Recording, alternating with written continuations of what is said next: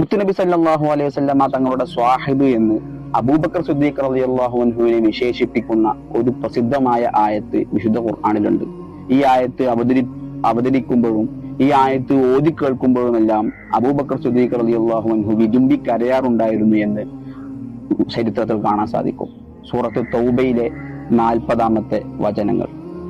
ബിസ്മില്ലാഹിർ റഹ്മാനിർ റഹീം إلا تنصروه فقد نصره الله إذ أخرجه الذين كفروا ثاني اثنين إذ هما في الغار إذ يقول لصاحبه لا تحزن إن الله معنا.